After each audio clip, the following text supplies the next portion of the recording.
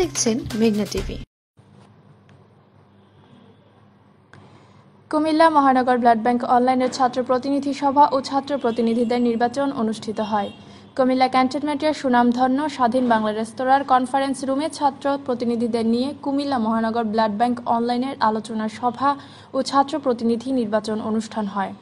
এতে উপস্থিত ছিলেন কুমিল্লা মহানগর ব্লাড ব্যাংক অনলাইনের সভাপতি মাহফুজুর রহমান, সহসভাপতি হেলাল উদ্দিন বশির, সেক্রেটারি মহসিন কামাল সহ সেক্রেটারি ফয়াজ আহমেদ মুন্সি ও নির্বাহী সম্পাদক জনাব আবু ইউসুফ ভুইয়া।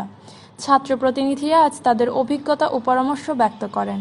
সকলের পরামর্শের আলোকে সকলের উপস্থিতিতে ছাত্র প্রতিনিধিদের কমিটি গঠন করার জন্য নির্বাচন দেওয়া হয়। উক্ত নির্বাচনে গোপন ব্যালটের মাধ্যমে নির্বাচন অনুষ্ঠিত হয়। এতে ছাত্র প্রতিনিধির সভাপতি হিসেবে সবচেয়ে বেশি সংখ্যক ভোট পেয়ে নির্বাচিত হয় আরিফ নায়েক, সহসভাপতি হেলাল উদ্দিন ও মাইশা রহমান, সেক্রেটারি আতিকুর রহমান সহ সেক্রেটারি আবু আনাস ও নাহিদ, অর্থ সম্পাদক সফিউল্লাহ, সাংগঠনিক সম্পাদক মাসুদ, তথ্য ও প্রযুক্তি সম্পাদক সানাউল্লাহ। সদস্য নির্বাচিত হন তানিম, আয়েশা, নিশিতা নূর, লিজা, তানবীর। উক্ত সভায় নির্বাচিত সকলকেই ফুল দিয়ে বরণ করে নেওয়া হয়। কুমিল্লা মহানগর ব্লাড ব্যাংক অনলাইনের সভাপতি মাহফুজুর রহমান সকলের প্রতি আহ্বান জানিয়ে বলেন, এই মানবতার সেবায় এগিয়ে কাজ করার জন্য।